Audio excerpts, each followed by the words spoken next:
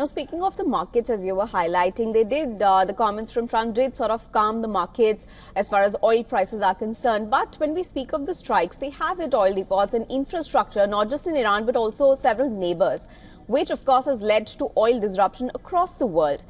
What is your reading on that? And do you think now that we have entered the second phase, as you were highlighting, could we see involvement from more parties over any decision related to oil supply or the Strait of Hormuz?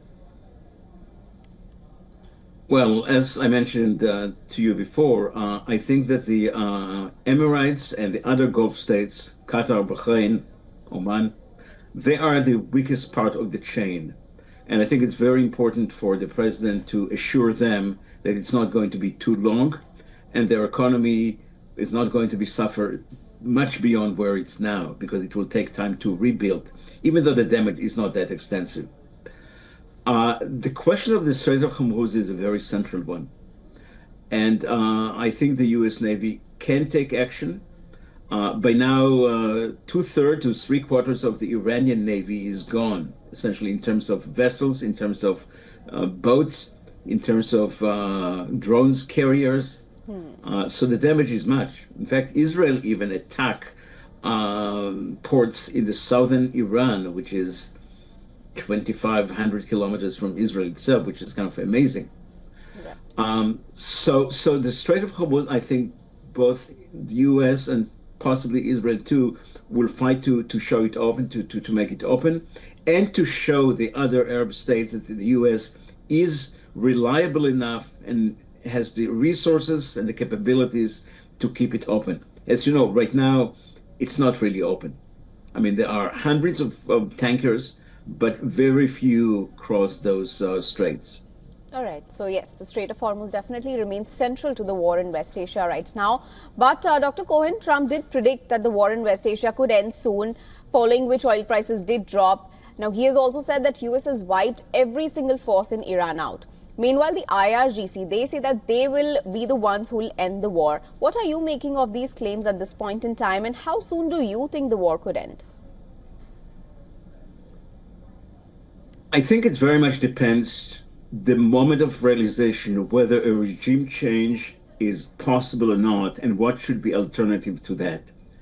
I think both sides that are the sides of the war, the United States and Israel, have not yet decided about that. But I think that they are reaching the point very soon that they will have to confront that question. At what point they have to stop, and how can they see changes even after the intensity of the war will be receding.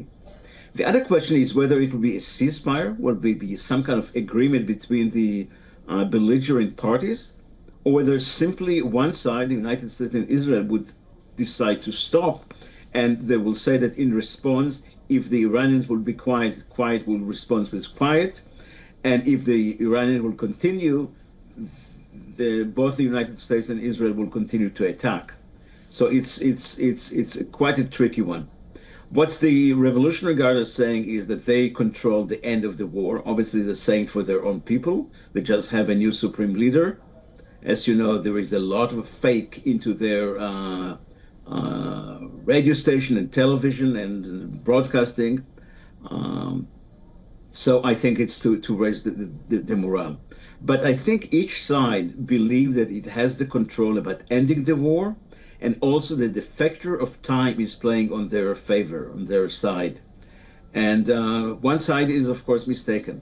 And we shall see very soon what side is this one. All right, we'll find out which side is mistaken. But a very significant information that we have received now is that Putin has confirmed Russia's support to Iran. Now, it's a very important addition to the whole development in West Asia. He's also reportedly had a 1-hour phone call with Trump regarding a ceasefire. What direction do you think this will give to the war in the Gulf? It's not only that. Apparently, there are reports, and I think they are credible, that the Russians provide some kind of assistance to the Iranians, most likely by way of intelligence, providing intelligence from satellites and from other interceptions of vulnerabilities of states in the region, the Gulf states, as well as Saudi Arabia. So Russia has some role, even though it's not directly involved.